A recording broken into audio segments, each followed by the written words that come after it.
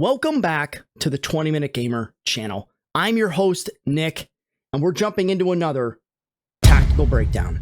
Today we are looking at our first forced engagement in the Olduvai mines. I'm going to go on to say that this one engagement can ultimately be as long or as short as you make it. We're going to go ahead and circle back to that statement a little bit later on in the video, but I wanted to lay that out there for you here first and foremost. All right, now on to our setup. I've basically created a choke point using these two control panels. I've set up two turrets on each side of the door. Each turret is facing the opposing direction. Now, I've done this for a couple of reasons, but primarily is because that is going to be the best way for them to control the opening in between the two consoles, and it's going to give them the longest reach possible. I am going to have better collective control in diagonal crossing sectors of fire than I am straight on sectors of fire. All right, so we've gone ahead and set that up. The other thing I've done is I did lay out 5 mines across the bridge and right near the entrance as well. Now, you know, mines are good.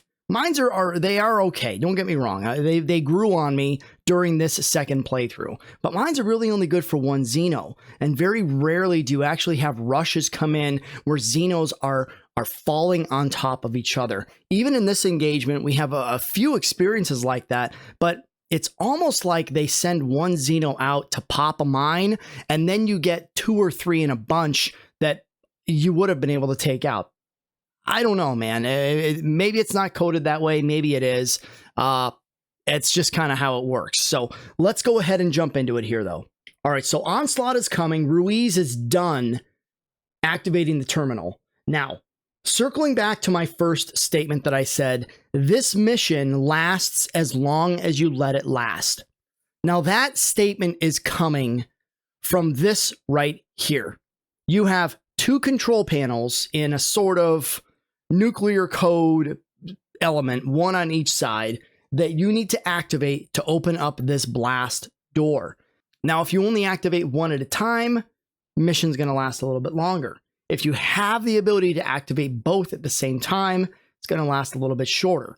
If you're like me and you forgot about these on one of your playthroughs, you could sit here for hours and hours shooting aliens, wondering, when is this infinite onslaught going to come to a fucking end? Well, it's not.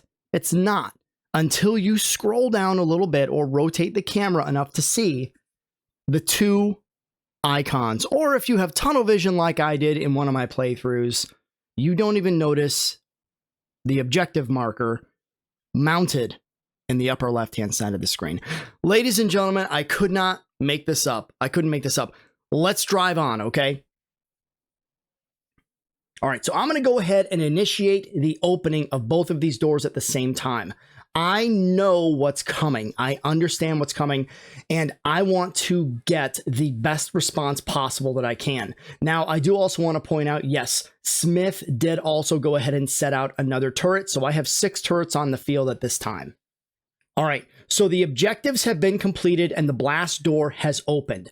What we need to do now is we need to strategically pick up and redeploy. I'm going to go ahead and show you where I redeploy and why, and what experience led me to that. We basically need to hold the line as we filter down our available firepower. So we are going to scale down all of our firepower. Eventually, we're going to be left with 2 turrets and 5 Marines. My other 4 turrets are going to be part of a pick up sticks game.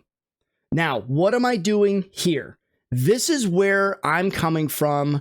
In my experience, I remember, listen, I played the Olduvai mines quite a bit in my first playthrough. I said it before, I'll say it again. I screwed the pooch, all right, my first playthrough. And so I had a lot of replays. I died a lot. I remember having to play this particular mission for quite some time. What kept hanging me up, the biggest thing that kept hanging me up is once this blast door closes, your detection, you are still hunted. I had Crushers, I had Praetorians, I had so many things that I had to fight. And it was just my Marines. I never set up an appropriate Alamo. I never set up an appropriate defense or offense for once that blast door shut.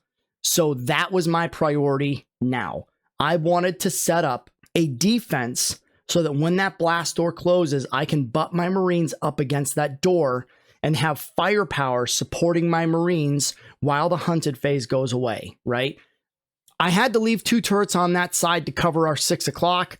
My Marines are now closing the door. I've got Kurtz closing the door. That door is going to shut, and we're going to go ahead and those turrets are going to kind of finish that engagement. Now, my hunted phase does start to go away. We do have some engagements here, but it's all stuff I think that my turrets were really able to effectively help me clean up. Also, laying down, you can see here, I do go ahead and lay down a firewall. I wanted to create another channel, another avenue where they did not want to go ahead and pass unless they absolutely had to. Thanks to the turrets that I placed, we had enough firepower going down this avenue, all right? We had enough firepower going down this lane. The Praetorian doesn't stand a chance. He's going to go ahead and swamp his ass right through this fire. We're going to go ahead and pop our grenade, drop a shotgun, and he is smoked. That's it. It's game over for him. I'm not, I don't know, man. It was a good fight. It was a really good fight. I didn't want it to last that long, so I didn't let it last that long. You know, in closing, it was a much better experience than I had originally, and I think overall everything went really, really well. It actually went so well that I wind up opening up that blast door again, and I'm able to take my team back and collect up all the Xeno samples that we laid waste to the Xenos with. So really good experience, really good fight. And like I said, it lasts as long as you let it last. I think if you've got the ammo and you're looking to level up some Marines, you could probably stay there for a little bit and just kind of enjoy the infinite onslaught.